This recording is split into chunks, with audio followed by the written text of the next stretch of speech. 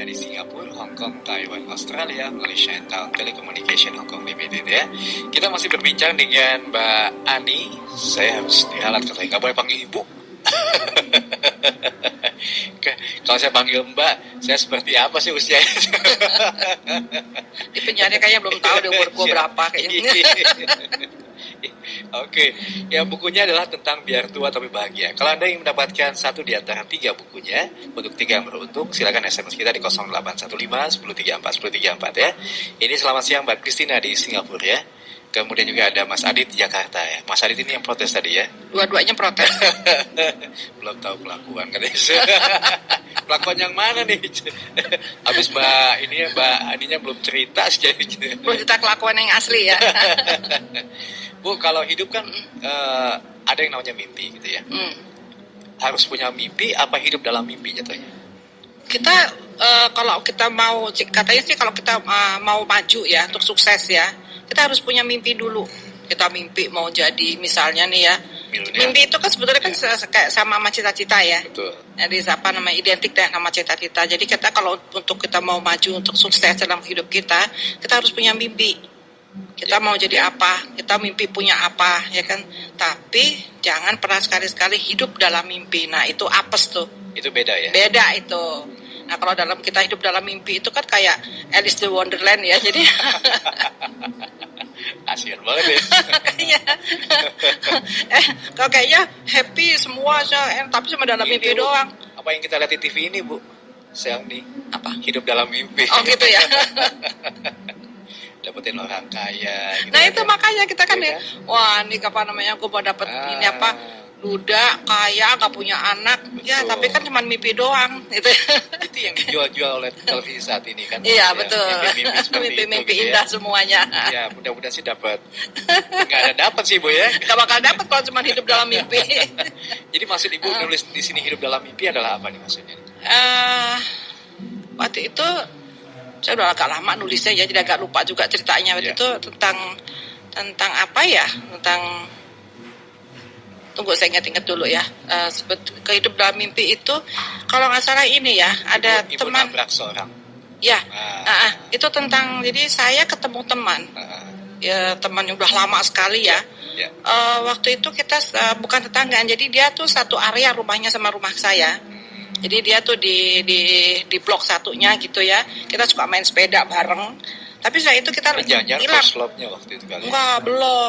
Masih bawa kencur waktu itu. Belum.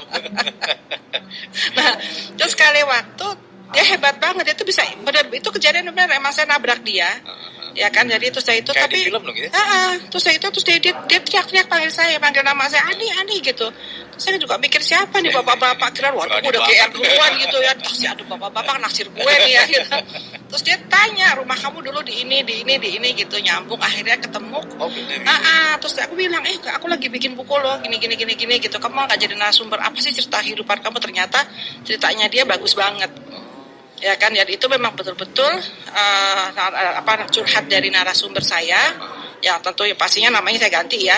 Jadi dia tuh benar-benar kayak apa namanya itu kayak mimpi gitu ya. Kalau menurut kita yang dengar tentang kehidupan dia itu mimpi gitu. Jadi tidak mungkin lah. Rasanya kok nggak mungkin ya. Tapi ternyata gitu mungkin gitu. Ternyata ada gitu. Dan Ya. waktu saya tanya ke beberapa teman-teman saya yang laki-laki ya. Benar, kamu udah baca tentang ini yang apa judul yang itu ya, jadi jangan hidup dalam mimpi itu. Terus itu gimana kalau laki-laki, benar nggak sih, apa bisa betul menahan nafsu seks sekian puluh tahun? Ternyata mereka bilang bisa. Semua laki-laki bilang bisa, asal kita bisa mengalihkan ke hal-hal yang positif ya, itu semuanya bisa. Dia bilang gitu. Jadi karena waktu ditahan, dilampiaskan pada hal yang lain, misalnya religi ya, atau dengan kesibukan lain ya, olahraga gitu kan. Karena kan dia memang sudah punya niat ya, dan niat itu kan juga sebetulnya kan mimpinya dia untuk menebus dosa dia terhadap kelakuan dia, kesalahan dia ya, dalam perkawinan, mau menebus kesalahannya ke istrinya yang ternyata istrinya begitu baik ke dia ya kan, nggak menuntut apa-apa.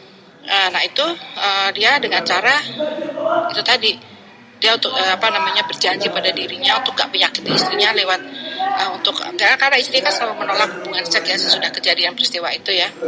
Dia mengikuti semua kemauan istrinya, dia ingin membahagiakan istrinya. Jadi seolah-olah hidupnya kan dalam mimpi tuh, ya kan?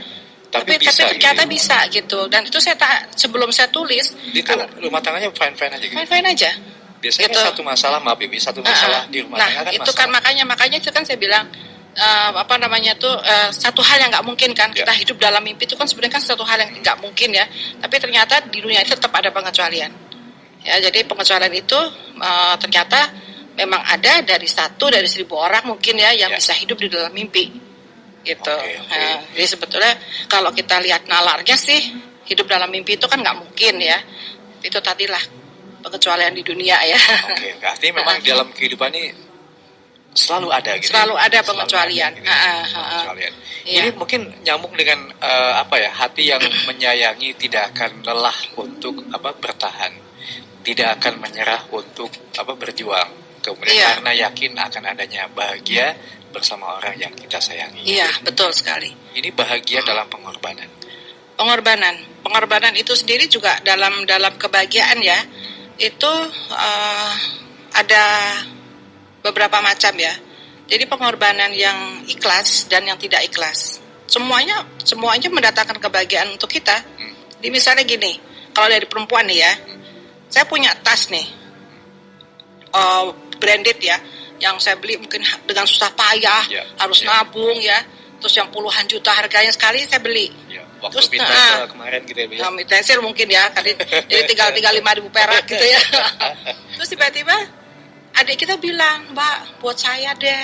Sementara adik kita misalnya nggak tinggal satu kota ya, tinggalnya di mana lah gitu ya, di luar, nggak di Jakarta ya. Mbak, buat aku deh, Mbak, please, misalnya gitu. Kita sebenarnya kan sayang banget ya. Nangis-nangis. Sementara kita ingat, aduh belinya gua udah nabung berapa tahun gitu ya. Capek ini. Udah ngimpi-ngimpi deh. Sampai nggak makan gitu ya, nggak ngunyah-ngunyah gitu kan. Nah, terus tapi karena adik yang minta ya kan ya, masa sih sama adik rebutan kan gitu, kita kasih. Dalam kita memberikan kita bahagia, ya kan, tapi sebetulnya kan kita nggak ikhlas itu kan pengorbanan ya. Itu kan pengorbanan kan, kita berkorban memberikan barang kesayangan kita yang kita dapat susah payah gitu kan, diminta sama adik. Ya kan, kalau sama teman mungkin kita bisa nolak, jangan dong gini deh, sementara adik gitu kan kita harus kasih. Dalam waktu kita memberi kita bahagia, tapi kita mengorbankan barang bedak kesayangan kita. Nah itu kebahagiaan yang dengan cara pengorbanan ya kan, keterpaksaan sebetulnya kan, tapi tetap mendatangkan kebahagiaan gitu. Dalam kehidupan ini apa yang bisa Ibu jabarkan dengan makna ini, Bu? Banyak sih ya, di antara tadi itu yang saya sebut tadi itu ya. Terus misalnya gini, dalam perkawinan ya, kita mempertahankan perkawinan itu kan pengorbanan banyak banget ya, ya dari segala sisi lah ya. Itu, tapi kan dalam satu sisi kita akan mendapatkan di lain sisi lagi kita akan mendapatkan kebahagiaan, perkawinan kita utuh ya kan, anak-anak nggak jadi korban perceraian misalnya begitu ya. Jadi itu tadi di pengorbanan yang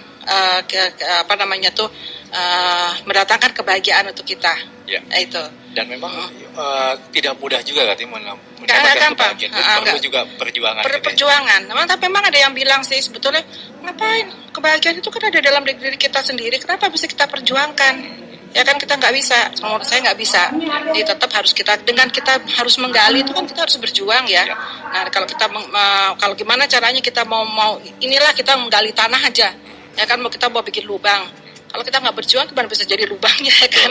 Betul. Ya, ini ada usaha gitu. Ya, kita tetap harus berusaha untuk. Jadi nggak ada yang simsalabim. Nggak ada. Enak banget kalau gitu ya. Kalau ada cuma mau deh. Dan karena juga kebahagiaan itu kan juga bukan barang jadi ya, bukan barang siap saji yang kita tinggal taruh di meja udah jadi gitu kan, enggak ya kan, semuanya kan tetap harus perlu pengolahan sampai jadi makanan itu enak, sampai jadi kebahagiaan itu utuh ya kan, itu semua perlu waktu, perlu proses. Nah itu semua butuh perjuangan. Oke. Nah bagaimana nanti tentang bahagia dalam belenggu rumah tangga? Kita nanti akan bahas lagi dengan Ibu Ani Jatiwe dan W-nya apa sih Bu? Waluyo. Oh Waluyo. Habis nggak disebutin. Ada nanti yang SMS kita di 081510341034. Ini sudah banyak ya Bu. Nanti kita akan jawab langsung dengan Ibu Ani Jatiwe.